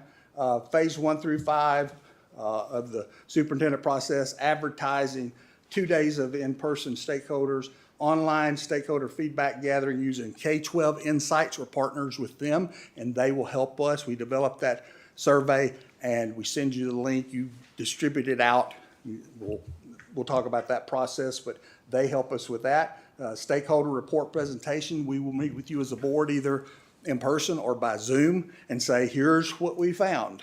Here's what we found in the in-person meeting. We'll give you a summary of all that, what the highlights of that those meetings were, the critical areas that we think you as a board need to know. But we'll give you the whole report, but we'll kind of talk through that. And then also the online surveys as well. You'll get that information as well in a report. So you basically get 2 reports, one in person and one of online surveys. Stakeholder reports, video interviews of selected candidates, which I've already said. Next. Criminal, financial, and degree verification background checks on those individuals who are selected as the final candidates, travel expenses, or consultants. And there's office expenses in Omaha, which is our home office that, I'm constantly in contact with them, and we have employees there and things that they do for us as well, such as the packets that you have tonight. Next. Professional support beyond the search. Next, please. These are just a few, and I won't go into those, but executive coaching and support, board governance and leadership roles. Those are kind of workshops, if you will, board superintendent operating principles, leadership strengths. You see the list there of those, and we can come in and do those types of things with you if you feel like that's necessary. Next. K-12 Insights, these are some of our partners, a couple of our partners. K-12 Insights, AI-powered communication tool, Let's Talk, increases stakeholder engagement and school district efficiency and communications. Next. Innovate K-12, I heard you talk about your strategic plan, so you already have that in place, but they do wonders in coming in and working with districts on strategic planning. Next. Okay, thank you. I am 100% sure I've gone over 15 minutes, and I apologize for that. So I'll take any questions you might have. I like this part better anyway. Great, thank you, sir. Yes, sir. I'll go ahead and do questions. We'll start over here this time. Ms. Bond? You want to start? Okay, you did. Well, first off, I will agree with you that it's easy to say it's all about the kids, and it is our reactions and reflections and how we do things is what separates us from talkers and doers. So I appreciate you ma'am. saying that and acknowledging that, because that is one of the most important things that I've heard tonight. So I appreciate that. Again, you've done a fantastic job on answering pretty much everything that I thought I would ask. And when I was going to say, well, being in Alabama, how would you communicate as easily, and understanding that we have many, many forms of Zoom and different things that make it a little more easy to communicate from a distance. Yes, ma'am. But you actually answered all of that as well. So thank you so much for coming in, and Sure. I'm glad that you're here in Virginia. Thank you for the For a short time. Thank you. Ms. Pardon? Thank you to come from all the way from Alabama. You all have a very impressive record. Thank you. Like I said, Ms. Bond said that a lot of things that I had in my mind, you addressed as you continued your PowerPoint. I did want to ask, and I did want to say thank you for also making the statement about it's easy to say something, but it's very hard to actually act upon it. So I'm glad to hear that you look at the action part and not just words. And I feel like that might be a part of how you go about possibly selecting candidates. It's not just about the interview, and it's not just about how they come across, but I get the feeling from you and from what you've said about your consultants, because you've done so many of these Yes, ma'am. nationwide. Yes, ma'am. And I'm assuming that homework has been done about this part of Virginia, and you said you are familiar with this area because you did do Roanoke County. Yes. And they're just down the road. Roanoke City. Roanoke City, I'm sorry, you said city. So, you know, I am going to ask you what I asked the other ones. Sure. And I'm sure you all have a thought process here about the very distinct, we have very different district types with different communities, different thoughts, different ways of thinking and looking at things. How will that incorporate your firm into helping us pick the best candidate for what you think we need here at Montgomery County Public Schools? Again, we have to determine what is it you're looking for, what is it that you want.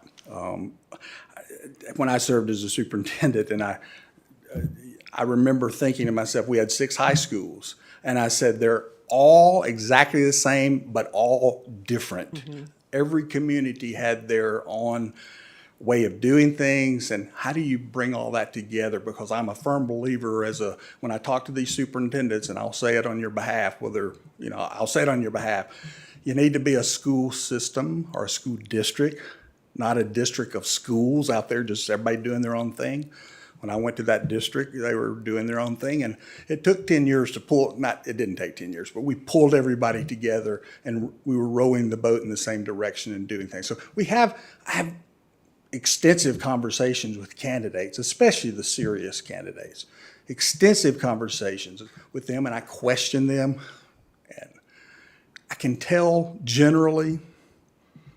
I pride myself. My wife always tells me, she said, I can't believe you. In 1 minute, you can ask 3 questions and make a connection with somebody you know from somewhere, and you start having that conversation, and you know somebody in a minute. She said, I can't do that. And I said, I've been doing it for 40 years, so that's what I do. I ask them questions, and I generally can determine if they have the knowledge, if they have the passion, if their principles of beliefs and education align with what I believe and, more importantly, what you believe. So in listening to their answers, I can generally sum them up and know. And if they're not answering it, I'll ask them a more pointed question. John Maxwell says, great leaders ask great questions. And I think that's really important, to ask those great leaders where they stand on certain things and how would they go about. And someone else said this, and I agree with 100%. I don't know if it's better to go first or third. I don't know. I was kind of disappointed I was third, but then I got to hear everybody else, and I'm not copying anything that they said, but I don't, it may sound like I am, but I don't intend to. This is what I would have said if I'd have gone first. But we asked, we asked those questions to superintendents, pointed questions, and it's so important, and someone else said this, not what would you do if you were? It's what have you done to prove that you have a track record of doing this? So when you come here, you can say, this is what I did in another district, and it worked, and here's what we did. So I think it's really important, even as a board, as you structure your questions, whether we're doing your search or not, structure your questions in that manner. What have you done, not what would you do? It's okay to ask the what would you do question, but more importantly, what's the proof that you know what you're talking about? I hope that answered your question. Sure, thank you. Dr. Guthrie. Thank you as well for coming out this evening. So I want to keep this on the short side here. So in the materials that you submitted, you said that you prefer an open search.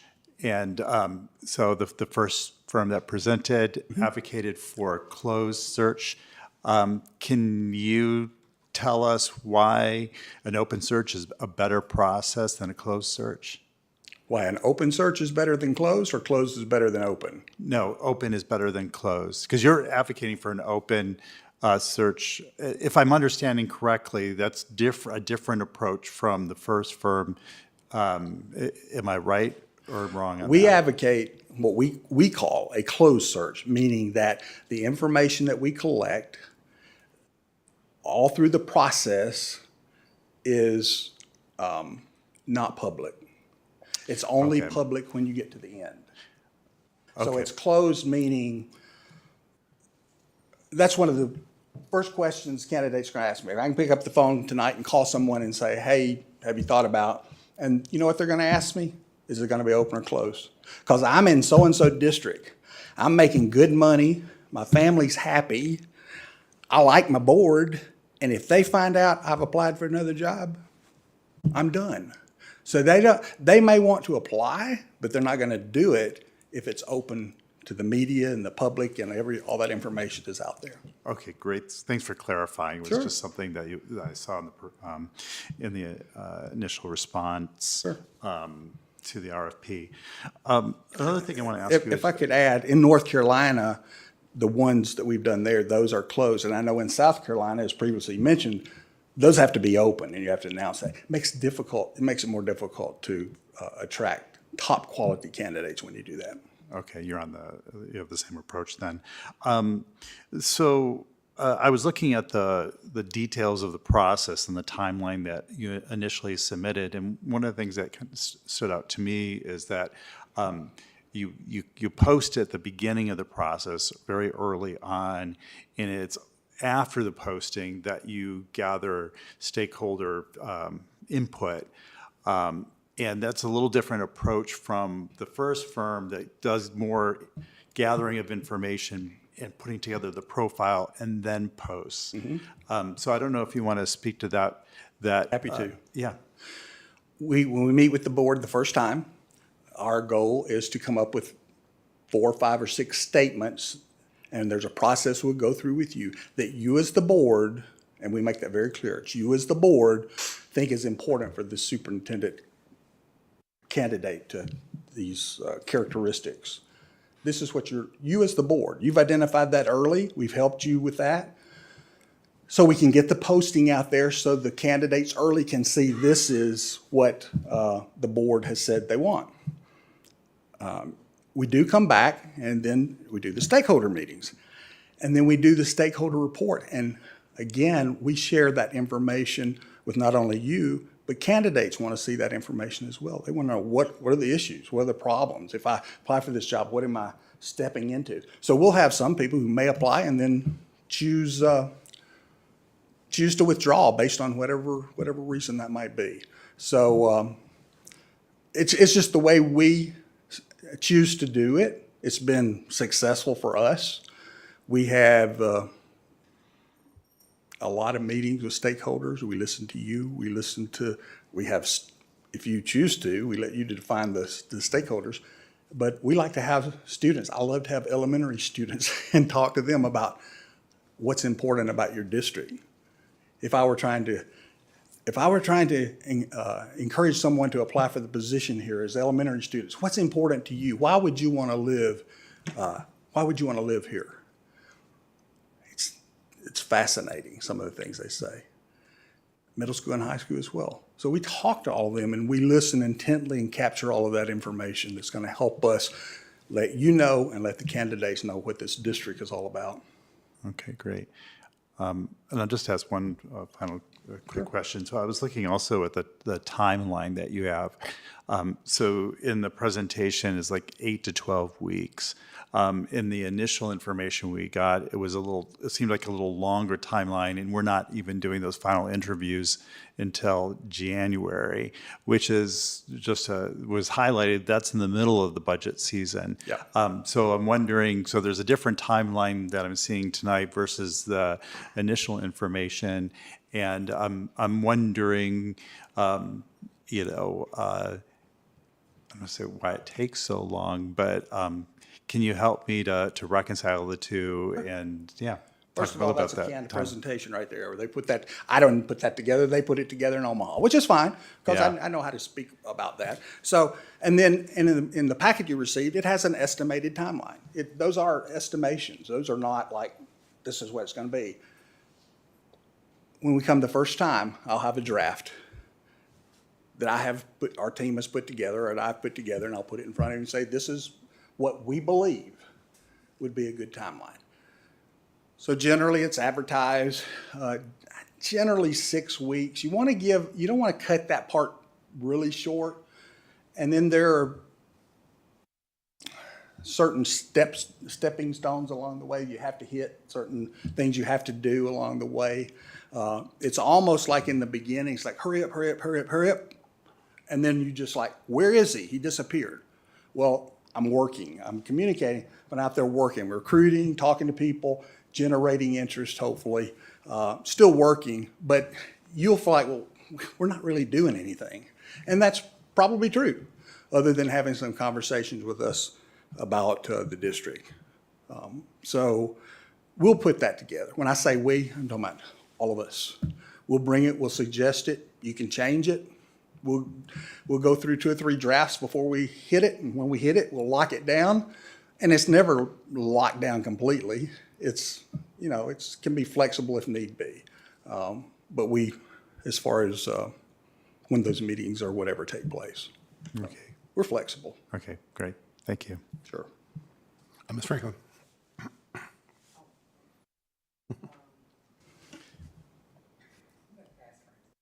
Okay. Dr. Roundtree. Yeah, so I'll ask the question I've asked everybody. So with a diverse school district, with people from all kinds of backgrounds, all kinds of ethnicities, belief structures, whatnot, how do you evaluate if a candidate is sensitive with appropriate empathy for historically marginalized communities, whether that's by race, gender, sexual orientation, so forth? Have those conversations and also look at their track record of their performance. We call and find out. I'm very blunt when it comes to talking about those kind of things. I'm not going to shy away from those questions, and I'm not going to shy away from any answer they might give. I told you, I hope you find this funny.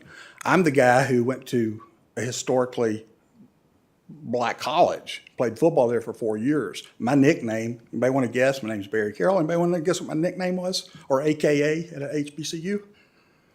Barry White. Anybody, I didn't sing like Barry White. Anybody want to guess why my name was Barry White? My point is, I don't shy away from asking questions, sharing stories, talking about specifics about communities, lower socioeconomic communities, doesn't matter about race. How do you deal with those? How do you deal with parents who are struggling with getting their kids to school? because they're working 2 jobs? How do you deal with the mental health issues that are, I just ask those questions specifically. So, and capture their answers and tell you what they say. And we try to get at that. And you'll have that opportunity as well when you interview the person to ask those questions. Yeah, thank you. Sure. Ms. Purcell? Thank you, Dr. Carroll, for being here tonight. Sure. Can you elaborate a little more on something that you shared as part of your discussion process tonight, or part of your presentation tonight with Dr. White in Roanoke City? And you said, you reached out to her actively. She didn't respond to an ad. Can you disclose a little bit about your headhunting kind of process? Or, if it's a trade secret, I understand. So it's all about having connections and contacts with people, knowing people who know people who know people who know people. I'm a big fan of John Maxwell, by the way, but John Maxwell says, my legacy has legs because I influence people who influence people who influence people who influence people. And in the superintendent world, they're all connected. They're all connected and they know each other. So I knew who she was. I knew her story. I knew the whole story. And so I called her and she said, thanks, I'm not interested. And I said, well, would you at least think about it? Let me tell you about Roanoke City. Let me tell you what I found. Let me tell you. And in the discussions, she finally said, well, maybe I'll just take a trip and go down there and see for myself. I said, please do that. And don't be fooled. Candidates who are top-notch candidates, they'll be here snooping around. They'll be here going to the grocery stores. They'll go anywhere they can where people will talk to them. They won't disclose who they are, but they want to find out about them. Think about moving here. My kids, is this a great place to put my kids in school? If so, why? If so, if not, why not? So they do their homework. They will know you and your district better than you will know them the first day they walk in here, I can assure you. They know those things. So I hope that answers your question. Yes, it does. Thank you very much. And I kind of have a follow-up to that you you laid out transition really well there. So when being someone from outside the state, but you have done recruitment projects within the state, you probably know well enough from your own homework that Virginia presents certain challenges in public education, especially when it comes to funding, and a lot of that becomes the burden of the superintendent. So how do you make sure that candidates kind of, especially from outside of the state, understand what they might be getting into that may not be as obvious until you're kind of right in it? Right.